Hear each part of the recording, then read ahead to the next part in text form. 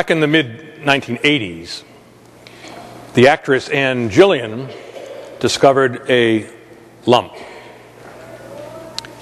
She suspected it was cancerous, and before she went to the doctors to hear the test results, she went to her own parish church, named after St. Francis de Sales, a saint who lived in the late 16th, early 17th, or the 17th century. And up above the door was a saying that she really had never noticed before. It was from the writings of St. Francis de Sales, and it said, "The same everlasting Father who cares for you today will take care of you tomorrow and every day. Either he will shield you from suffering, or he will give you unfailing strength to bear it. Be at peace then, and put aside all anxious thoughts and imaginations." Gillian sensed that those words were directed right to her personally and for her situation. 2 weeks later, she underwent successful surgery and then had treatment, and she's alive today. She wrote a book about her journey, and in particular her sense of just giving herself over to the providence of God. A similar sense of trust is present in Mark's gospel this morning. We have this synagogue official coming to Jesus and saying, "My daughter is so sick. Will you come and cure her?"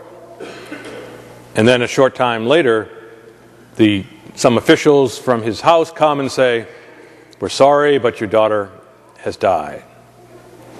Jesus says, No, she's not dead. She's only asleep." And they just made fun of him. But not the official. He trusted in Jesus. He heard Jesus say to him, "Do not be afraid. What is needed is faith."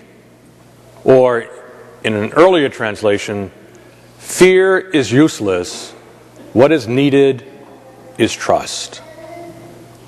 That's what Anne Gillian discovered, and it's the truth that you and I are challenged to hear and absorb today, that fear is useless. What is needed is trust. What frightens you today? Maybe you yourself have a diagnosis of cancer. Fear is useless. What is needed is trust. Maybe you're experiencing difficulties because of the inescapable aging process. Fear is useless.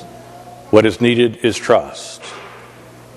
Maybe your life is being turned upside down because of family problems and tensions. Fear is useless. What is needed is trust.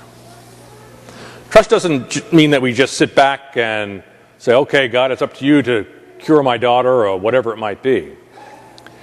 And Gillian used all the talent that she was able to muster in the medical profession, and in all sorts of different areas that we might be having difficulties. We need to reach out, whether it's to counselors or to friends or whatever it might be, to get us through the difficult situation. I think it was St. Ignatius who wrote that we need to pray as if everything depended upon God. And we need to work as if everything depended on us. We all know that having faith doesn't shield us from pain, suffering, or a whole host of difficulties. And even eventually we'll all die. But why fear death? That's useless. What is needed is a trust that we will be carried over the threshold of death to new life. So the saying above St. Francis Church could be something that applies to all of us this morning. The same everlasting Father who cares for you today will take care of you tomorrow and every day. Either he will shield you from suffering or give you unfailing strength to bear it. Be at peace then, and put aside all anxious thoughts and imaginations.